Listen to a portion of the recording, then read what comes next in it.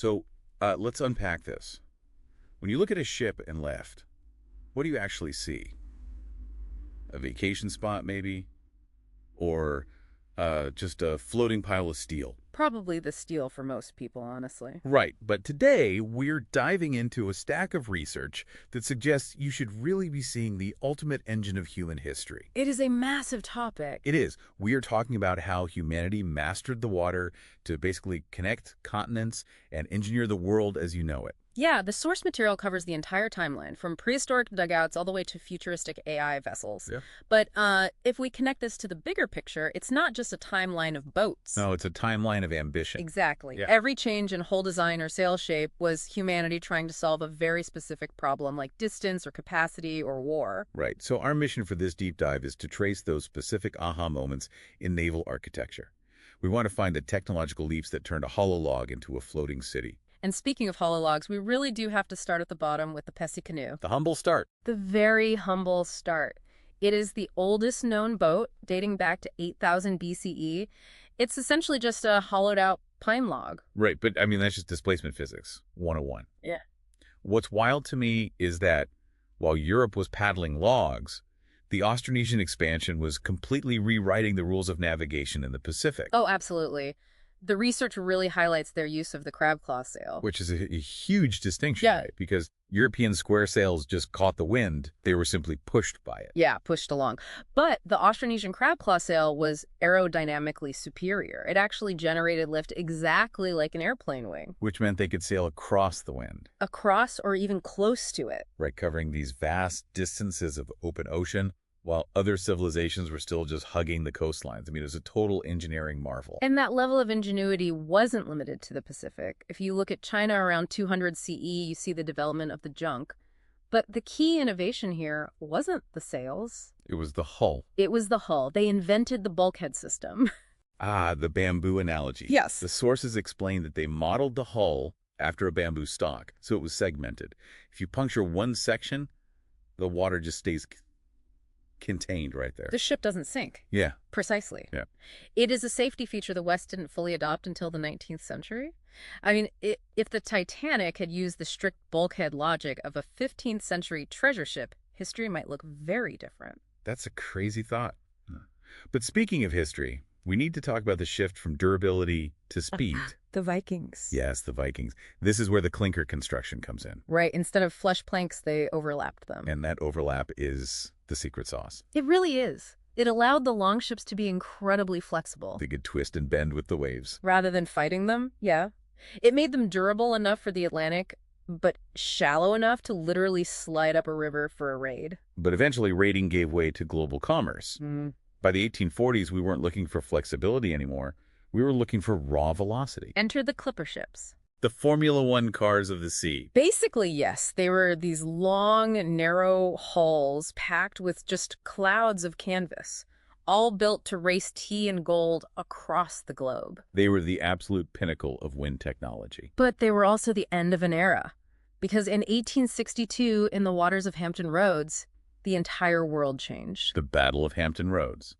The USS Monitor versus the CSS Virginia. This was the moment wood became completely obsolete. You had these ironclad monsters just bouncing cannonballs off one another for hours. And naval architects realized instantly that the age of the oak hull was over. Right. If you weren't building with iron, you weren't building a warship. And once we moved to metal, the scale just exploded. The Hall of Fame in our notes mentions the HMS Beagle. Crucial for its survey design. Right, allowing Darwin to do his work. And then there's the USS Missouri. Where World War II ended. Exactly. But the real revolution in the modern era wasn't about guns or science at all. It was about a box. Containerization. It is perhaps the most boring, but definitely the most impactful innovation in maritime history. It is the standardization that matters for you and me. Before the 1950s, you had dock workers lading barrels and sacks by hand. Slow and incredibly dangerous. Yeah, until Malcolm McLean comes along and basically says, just move the whole trailer. Right. The shipping container turned the ship into just one single link in a massive conveyor belt.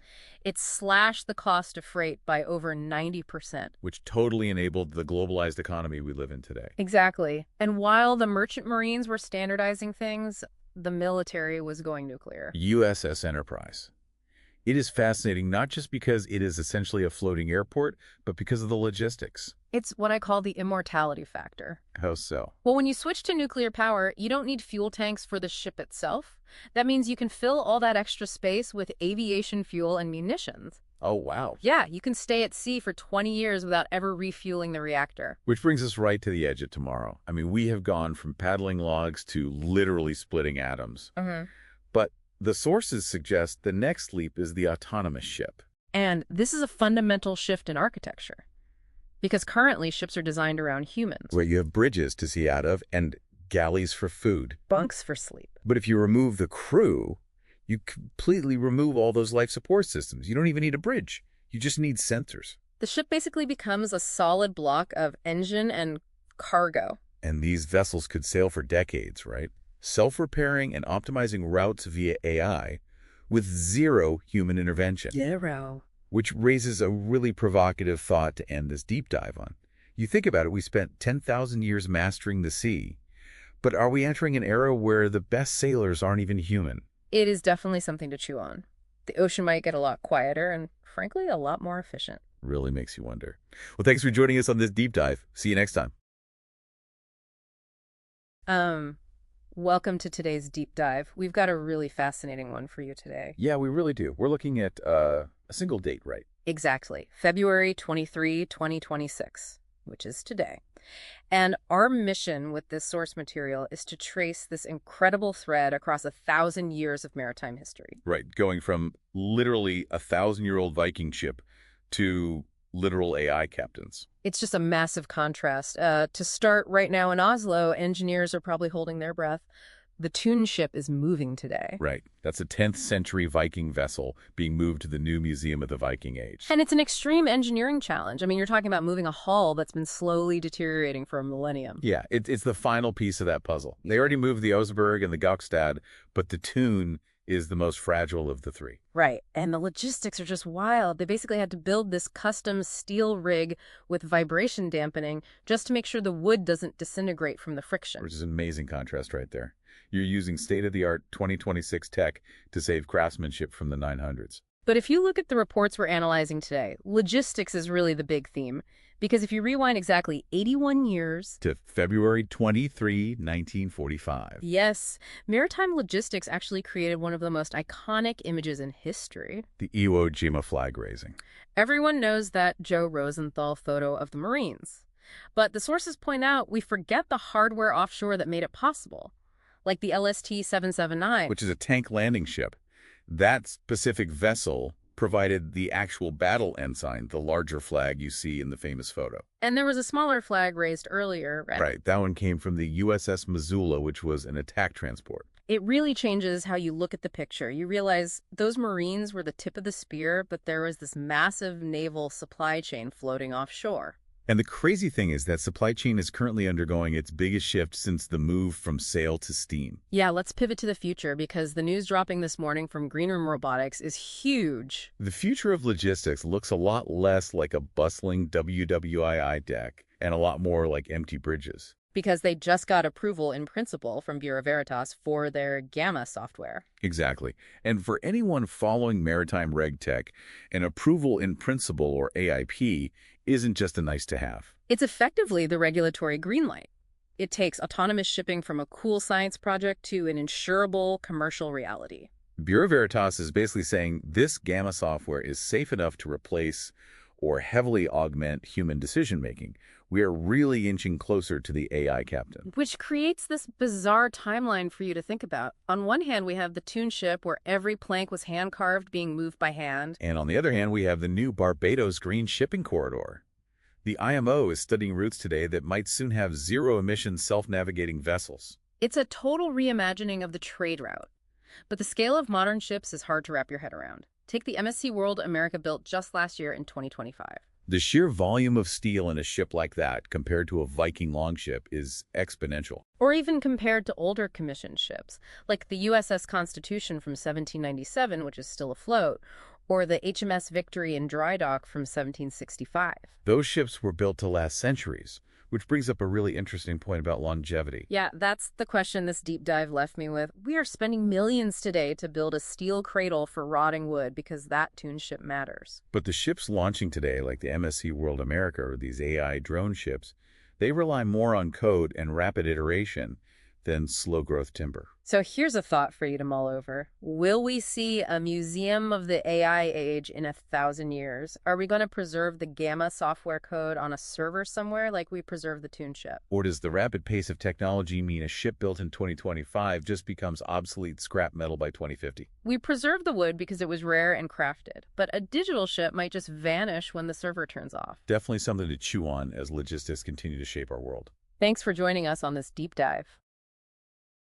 Welcome to today's deep dive. We are looking at the 2050 maritime forecast today, and the headline is pretty stark. Yeah, it really is. The era of the ship as just a mere vehicle is basically over. For those of you listening, the new designation is actually mobile habitat. It's a total reclassification. Yeah. Looking at these documents, we aren't seeing transport vessels designed to just move you from A to B anymore. Right. We are looking at comprehensive life support systems. It's an evolution defined entirely by 3 pillars, which are autonomy, sustainability, and human enhancement. Let's start with sustainability because, that means the death of heavy fuel oil. Exactly, yeah. The 2050 specs are betting the farm on this hybrid setup where you've got green hydrogen fuel cells providing the baseline power And those emit nothing but water vapor, by the way, so it's totally silent and vibration-free. which is crazy, and that's paired with wind. But they aren't using canvas sails. They're integrating this solid sail technology. Right, these composite rigid wings. Yeah. They're smart structures, so they adjust automatically to the wind angle on the fly. And the data actually suggests this passive propulsion alone cuts energy consumption by up to 40%. 40% is huge. And the hull itself is active too. They've designed these horizontal wings below the waterline specifically for wave energy recovery. It's kinetic harvesting. The ship is essentially powering itself, partly just by moving through the water. But that kind of efficiency relies on the AI moving from the engine room up to the bridge. Well, we've already seen the proof of concept with the Yar Birkeland. Oh, right. The cargo vessel. Exactly. It's Yeah. navigating congested waters with 99% autonomy right now. Which makes the digital twin concept a standard feature for you as a passenger. You have this virtual replica of the ship in the cloud running simulations, predicting part failures months before they even happen. And because the algorithm doesn't need eyes to see where it's going, the physical architecture completely changes. Yeah. It allows for what they call the retractable bridge. So the command center moves entirely inside the hull. Meaning designers can create a much more aerodynamic, fully closed glass facade for the vessel. It completely changes the silhouette you'd see on the water. Exactly. And that enclosed shell is necessary because of what's happening inside. Right. This is the immortal tech aspect, which I found fascinating. It's a massive pivot from luxury cruising to active wellness sanctuaries. But, it's an aggressive data grab, too. You aren't just sleeping in a cabin, you're in a biomonitoring cabin. Yeah, it's a fully bio-intelligent environment. Sensors in your mirrors and beds are continuously tracking your vitals, your hormone levels, your cellular health. To feed the nutrigenomic dining system. The kitchen isn't just cooking menu items anymore. It's actually 3D printing food tailored perfectly to your DNA to combat aging and inflammation. It's hyper-personalized life extension. You even have an AI concierge modulating the oxygen levels and lighting in the cabin specifically for your cellular repair, plus cryo wellness suites. And all this creates a very specific aesthetic. The docs call it the reverse concept. It's modeled after the aerodynamics of penguins to minimize drag. Very sleek Yeah. and enclosed. Yeah, but the design intent really is isolation. Right, but if the goal is to follow the optimal weather, and definitely the logistics get super tricky, how do you resupply without breaking that perfect climate loop? You don't dock at all. Wow. The traditional port model is just completely replaced by drone hubs. Swarms of drones handle the passengers and supplies. The ship basically stays at sea forever. So it's not a transit vessel anymore. For you listening, it's a permanent mobile ecosystem, an immortal lifestyle. Which forces a really difficult question. Yeah. Think about it. If the ship regulates your hormones, feeds you based on your DNA, and keeps you alive, at what point do you stop being a passenger